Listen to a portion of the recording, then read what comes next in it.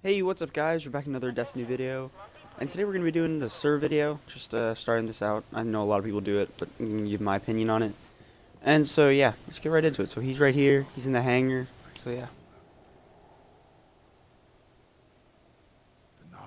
Alright, so yesterday, by the way, I actually did predict that he would sell this primary engram, so yeah, I don't know. It's nice. But yeah, so no backup plans. This is a Titan Gauntlet. Now this is okay if you have a shotgun, and I know my friend uses it with Universal Remote, and he absolutely loves it. Obviously, you're gonna need to use bubble because it doesn't have no other thing has force barrier, but it's still insanely good if you use shotguns, even if you main as a shotgun instead of a sniper. So yeah, if you really do use a shotgun more than anything else, then you can go ahead and grab this. And so yeah, that's pretty much the exotic perk, and we have some other things. We have the shotgun loader, we have the rocket launcher loader, and then it increases strength and discipline, and then rain blows with increased melee attack speed, and then impact reduction. I don't really focus on these, I guess, because it's an exotic, and you really want to focus on the exotic perk. But whatever. All right, so hunters, we have radiant dance machines. Now this was, I think I've had this ever since he sold it the first time.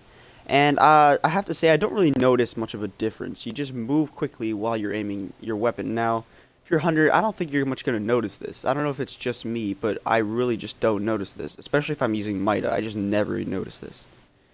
But yeah, I mean, if you really want just the maximum benefit of moving and like really bobbing left and right and like kind of keeping, I don't know, harder to aim and harder to shoot from the other guy or something like that, and just go ahead and buy these because like you might have a tiny bit of an advantage that could mean something in a battle or something like that. So yeah, that's it. That's the exotic perk, and so let's get on to the warlock.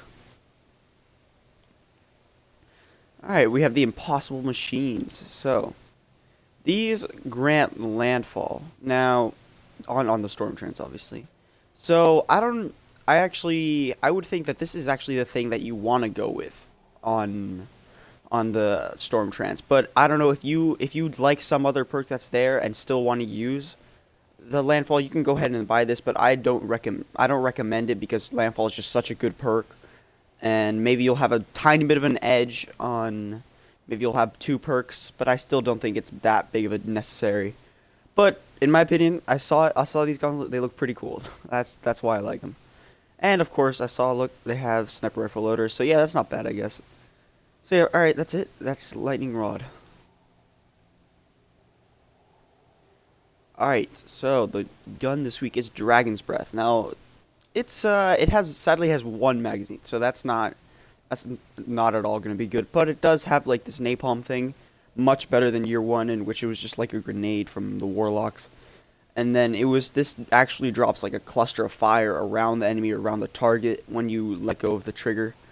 But it's not bad. It's pretty fun to use. It's pretty fun to watch, like just melt bosses. It might not take away their health, but it's just like this giant fire. And I think during a fire nightfall, I think it was this week that I did it on my third character, and we just all used this, and it was like really cool to watch. And so yeah, that's pretty much it. It's a pretty fun weapon. It's a pretty cool looking weapon, kind of World War II ish. And so yeah, I think it has final or what is this? Two with the max. Oh yeah, so I guess it might increase it a little bit because you really do have a magazine that's really small, so you might want to increase the reload. And then surplus, which is pretty good on any rocket launcher. So yeah, that's it. And then finally we have the primary. So I'm actually gonna go take a look at what you can actually get because some of these guns might be good because you might not have them. You can just simply upgrade them if you just don't have a single word, a single last word. Like my friend didn't really have a last word, and he just was hoping while we were doing Crota to get it, and he was just gonna upgrade it. So yeah, let's just gonna see what you can actually get and what I'm gonna tell you what you can't get because some of these guns you still cannot get. Now there, he found a Mida multi tool because if you, I know Mida multi tool is still a pretty good gun. So if you don't have it, you can buy it and you'll see if you get lucky.